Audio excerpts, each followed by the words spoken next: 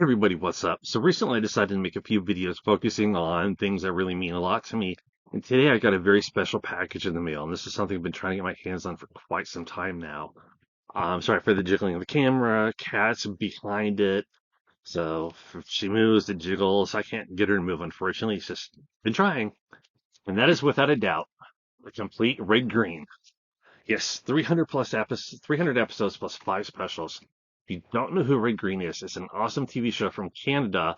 I don't remember. This is years ago, probably back in the 90s when I started watching it. I don't know what season I was on. But I just immediately fell in love with it.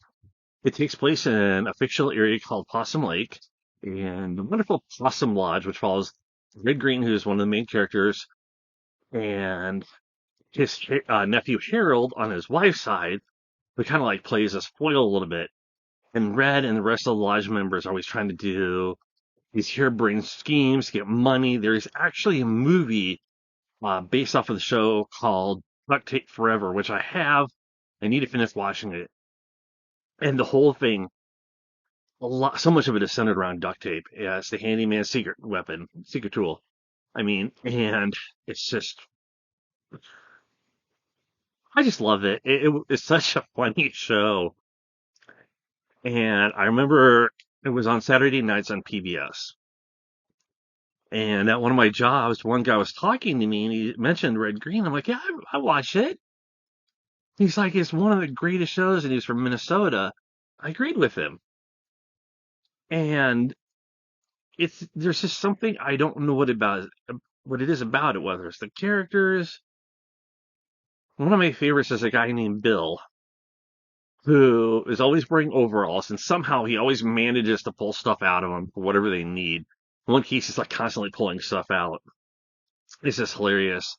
There's Ranger Gord, who actually, interestingly enough, along with the guy who played Bill, were in a comedy group called The Frantics. Now, if you want to go listen to them, one of their songs that I highly recommend is Boot to the Head. And the comedic chops just show through. There's just so many characters in it. Dalton Humphrey, a guy who runs a local antique store. Winston Rothschild, the sewage septic guy, who is always listening to tapes of a guy by the name of Anthony Anthony, which a lot of people look at as Tony Robbins, the motivational speaker. Mike Hammer, a former criminal. Mike was on the show for quite a bit, and unfortunately, he actually passed away in real life.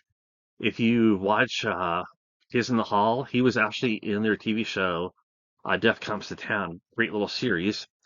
But yeah, it's just something I've been looking for such a long time, and I actually found it at a reasonable price. Unfortunately, there's no Blu-rays, otherwise I would have gotten it. But to have all 15 seasons, 5 episodes, you can't go wrong. There's such a huge amount of watch time in there. And finding it brought back the memories, just, watching it. And sometimes, if I was really tired, I would record it on VHS because if I'd missed Red Dwarf would be after it. But yeah, such great memories watching it. I think they have it on Amazon.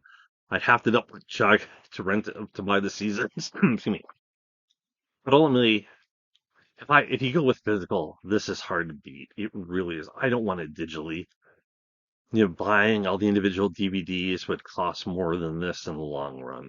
So I'm very happy to find it. That's it, everybody. I'll talk to you later. Take care.